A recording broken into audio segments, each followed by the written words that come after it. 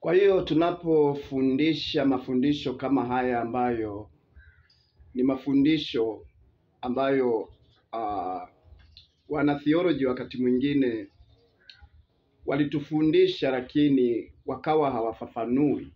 Kwa mfano Paulo anapokuambia kwamba hapa nasema mimi wala sio Bwana,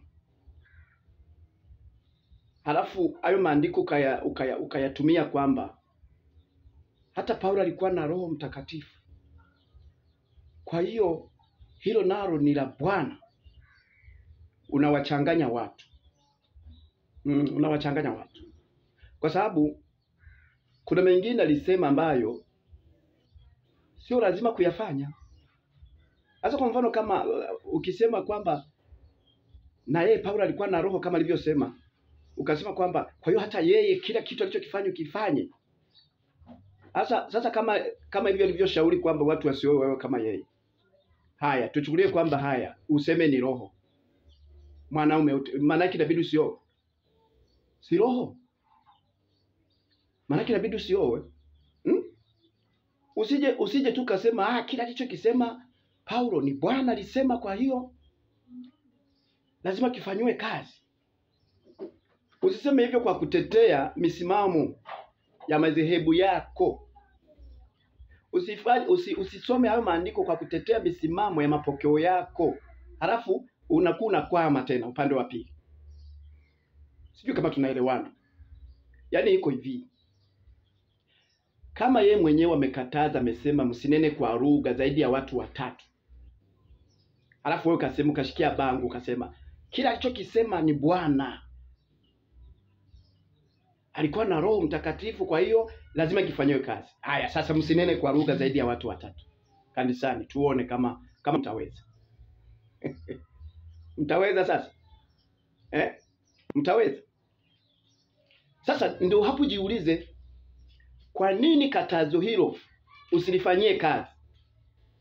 Halafu makatazo mengine unataka kuwalazimisha watu kwamba wafanye tu kwa sababu yako kwenye mapokeo yako. Yaani Paulo huyo ndiye aliyekataza watu, akasema imempasa askofu awe mume wa mke mmoja. Halafu naishikia bango nasema hapo ni Bwana, lazima uwe na mke mmoja.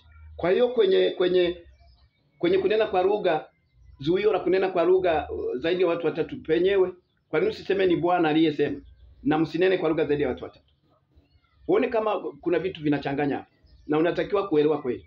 Tunaposema Mkristo anaruhusiwa kuwa na wake zaidi ya mmoja, tuna maana nzuri sana, kwa sababu kibibilia ndio sababu hata Yesu hakuoa. Ndio sababu hata Yesu hakuoa, kwa sababu angeoa mke mmoja ingemaanisha ndoa ya wake wengi haitakiwi, na angeoa wake wengi ingemaanisha ndoa ya mke mmoja haitakiwi. Na kati ndoa zote hizi mbili ni mapenzi ya Mungu, ziko kwenye mapenzi ya Mungu, kwa sababu ndoa ya wake wengi ndio iliyoleta hata taifa la Israeli. Taifa la Israeli chimbuko lake ni ndoa ya wake wengi, maana Yakobo alizaa watoto 12 kupitia wake 4.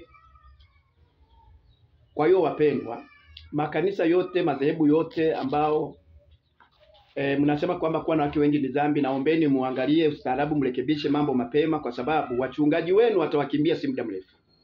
Kwa sababu kuna waumini ambao wana uwezo wa kuwa na wake wengi, mnawazuia wasioe wake wengi.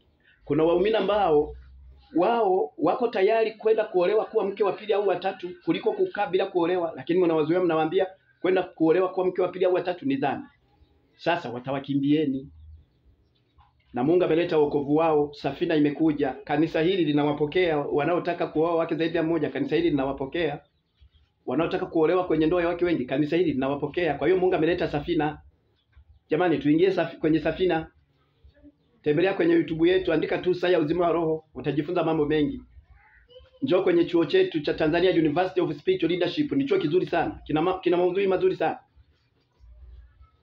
Namba yangu ya simu ni 0759987930. Wapendwa, Paulo mwenyewe alisema hapa, anasema mimi wala sio Bwana, ili kusudi tuelewe kwamba sio kila kitu ambacho Paulo alisema lilikuwa ni agizo la Bwana. Mungu akubariki. Mungu